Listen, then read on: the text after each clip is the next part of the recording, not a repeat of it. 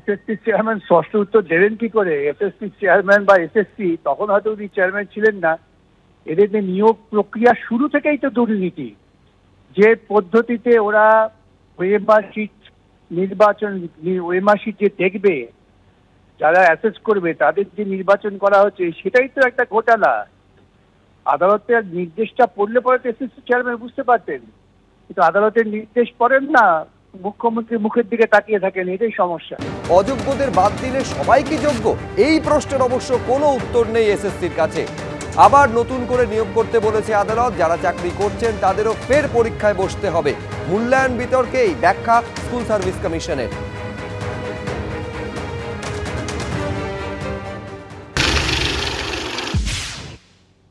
আমাদের সঙ্গে রয়েছেন স্কুল সার্ভিস কমিশনের চেয়ারম্যান। তিনি যদিও আজকে দাবি করছেন যে তিনি অযোগ্য প্রার্থীদের তালিকা হাইকোর্টে পেশ করেছিলেন।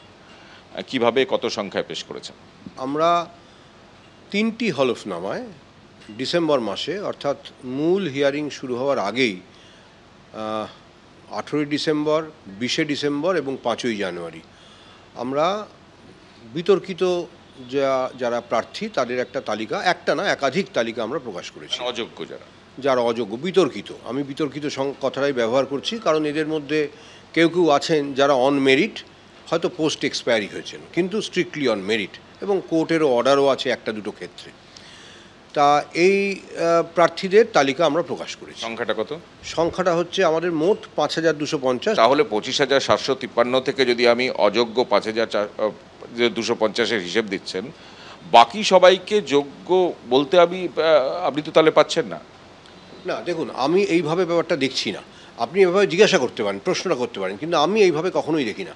একটা যখন লিস্ট পাবলিশড হয়েছে, সেই লিস্টের থেকে একটা সংখ্যায় অযোগ্য আদালতের বিচারে, তারপরে ধরুন আজকে আদালতের বিচারে সবাই অযোগ্য, কিন্তু এর আগে অবধি বলছি, মানে অযোগ্য হিসাবে কেউ প্রমাণিত হয়েছেন, কেউ র্যাঙ্ক জাম্পিংয়ের জন্য প্রমাণিত হয়েছেন, বা এলিজিবিলিটি নেই তার জন্য প্রমাণিত হয়েছেন। তা তাদের বাদ দিয়ে অন্য সবাইকে অটোমেটিক্যালি তাদের যোগ্য বলে ধরে নিতে হবে, till otherwise, anything otherwise is proved.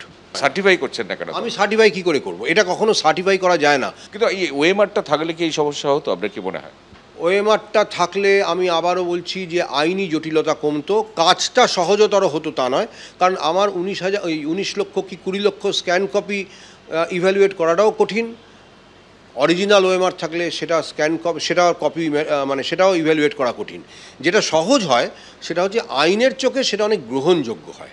এই যে ওএমআর 1 বছরে নষ্ট করে দেওয়া, এই নিয়মটা কবে আনা হলো এবং কেনই বা আনা হলো? এটা 16 সালের নিয়ম। 16 সালের 20 সেপ্টেম্বরের, যে মানে পরীক্ষা শুরু হওয়ার আগে, পরীক্ষা শুরু হওয়ার ঠিক আগে, বিজ্ঞপ্তি বেরোনোর আগে। হাইকোর্টের রায়ে নতুন করে সিলেকশনের কথা বলা হয়েছে।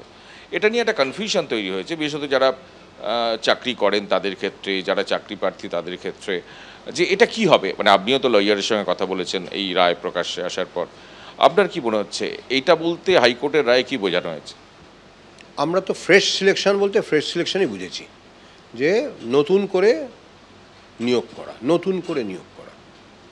সেক্ষেত্রে সবাই অ্যাপ্লাই করতে পারবে? সবাই অ্যাপ্লাই করতে পারবেন, আমরা তাই বুঝেছি। আমাদের আইনজীবীদের সঙ্গে কথা বলে তাই মনে হয়েছে।